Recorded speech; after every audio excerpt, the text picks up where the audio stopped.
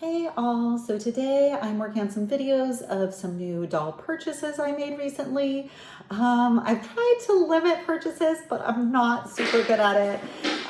But I did pre-order from Mattel Creations the Cher Clueless doll. So I already took her out of the Mattel box, but I haven't taken her out of this box. And I was kind of a little bit, it sometimes bothers me with Mattel Creations that I wish they didn't sell on the website things that are going to be made publicly available. So this was later available on Amazon. So I think on Mattel Creations she was 60 and on Amazon she was 55. And then Amazon I'd have free shipping and easy returns, whereas that's not the case with Mattel Creations. So I think I only like to buy from Mattel Creations if I really can't get the doll somewhere else. But initially getting her, I'd have to say I was a little bit disappointed and I wasn't sure that I wanted to keep her. And I think when I saw pictures, I knew she wouldn't look as good in her box as out of her box. That I don't like the way they positioned her head kind of leaning upward. I feel on video she looks better than I felt she looked in person, but I didn't really like how her face looked with this upward tilt of her head. Just looking at the box, I don't really like how her outfit fits. I guess I know now the white undershirt, and I'll show you guys, but it's a bodysuit. And so it's like super tucked in and tight against her body. And in the movie, it shows like a little bit of midriff. I wish it was a little bit of a looser fitting shirt. And I wish the jacket felt like it was a little bit better fitted. So those are little things that I noticed where right now my collection is so huge. I don't want to add something, but I don't absolutely love it. But it's funny because I showed this to my husband and he's like, oh, it's Cher. He loves Clueless. So he's like, you have to keep that, right? And he made me more hesitant about not keeping her.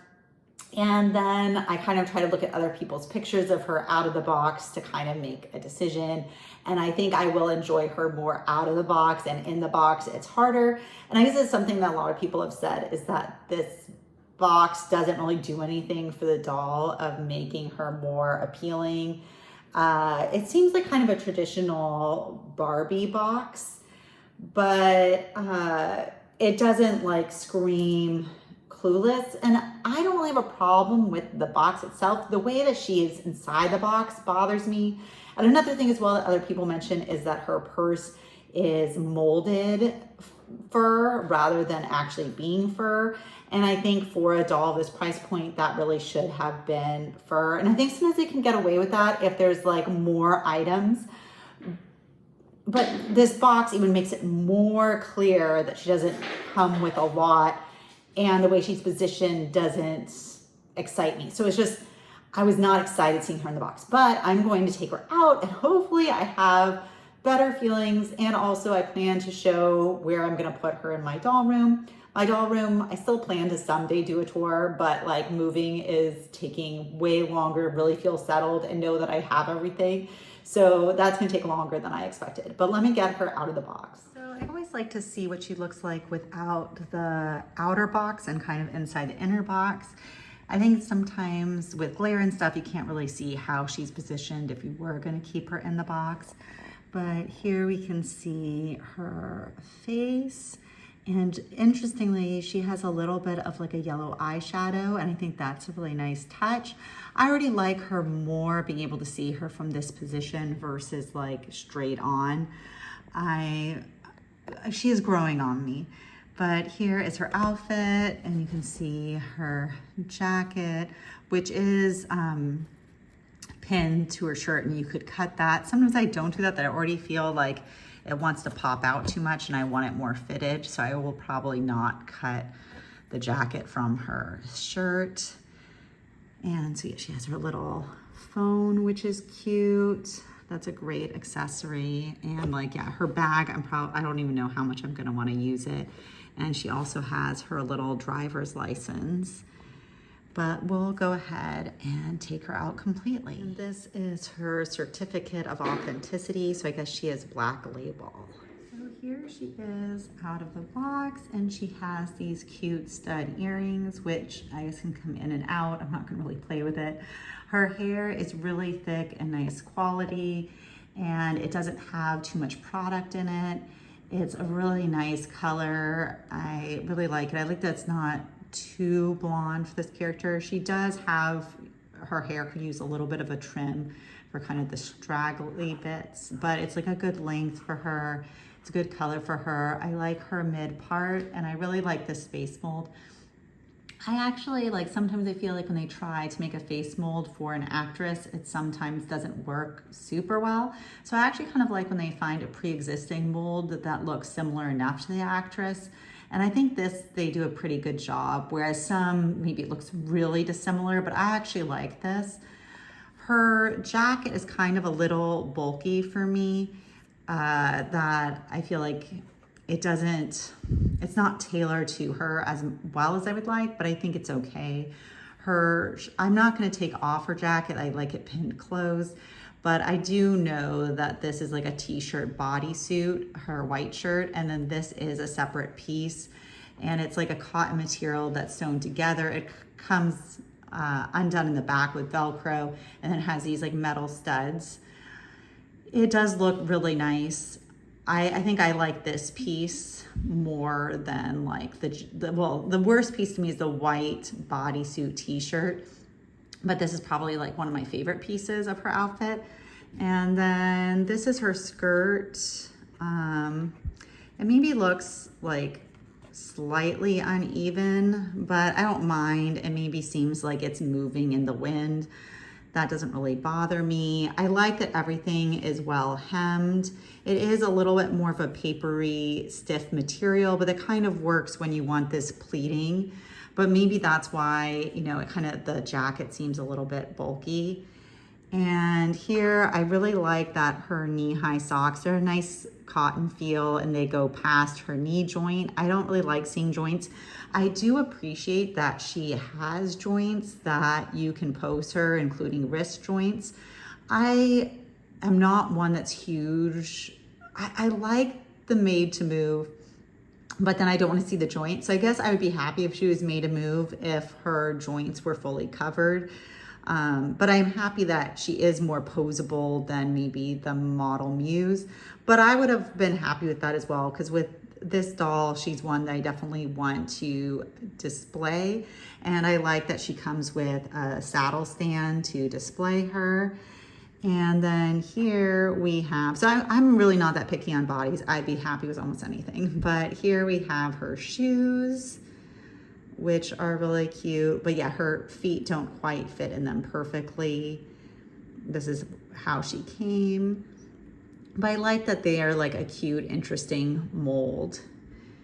So this is her, and I like her phone. I think it has nice details. See how well I can see it. Yeah, so it has like this little bit of a heart shape here, and the buttons are actually, they're actually like molded. They're not just like painted.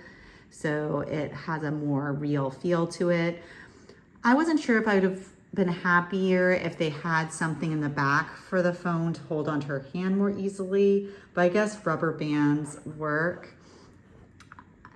I decided I'm just gonna keep her purse dangling from her hand that she's holding it, and then I have her little driver's license with it. It is like made out of cardboard, the driver's license, so like it's a little bit harder to keep well. I kind of wish it was made out of plastic, but I still like that you have at least some little extra detail and says Barbie on it. But I'm liking that she has some little accessories, and I definitely am liking her more out of the box. I think somewhat fluffing out her hair gives a lot to the doll and makes her way more aesthetically pleasing. So I think like if you get her in the box and you're not sure, I think she looks way better when you take her out of the box. That's just my opinion. But I will go ahead and display her in my room and kind of show what shelf I'm putting her on and what dolls I will place her with.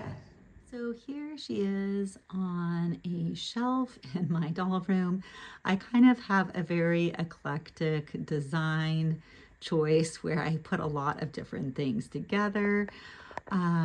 My current room has not as great lighting and privacy, but here I'll show you kind of the shelf she's on. This is kind of like a pre-tour, but like this shelf that she's on, there's kind of these Disney collector dolls on the top, and the lighting's not perfect. And then I have like these Lala Loopsies and some Magic Mixies, and this is like some Pokemon stuff. And then down here I have some Hello Kitty and Friends. Yeah, it's an interesting assortment. And then I guess, yeah, the Illy Forever, Enchantimals, LOL Tots that are the candy themed. And these are like this little surprise baby thing that I got some of the fantasy ones. And they have some Lala Loopsy mini accessories with them right now. And then, so down here, then we have my Disney 17-inch Tinkerbell, some Magic Mixies, some other little odds and ends. Behind the Barbies is a Lala Loopsy mini kind of play set, but I just kind of felt like it added some color. But yeah, so these are some of my favorite collector Barbies, and I felt that the new Clueless Barbie had a very similar vibe to them. So I thought they would all look really good together. And I kind of wanted them a little bit on display separate from my other Barbies. But it's kind of like they're in like some magical land. But then down at the bottom, I have my Cave Club. They kind of have their dark cave down here. But that's kind of what this shelf looks like, where my Barbie Clueless is joining. So that's kind of how I collect and what my collection kind of looks like. But later I'll have a full doll room tour. Thanks for watching. Bye.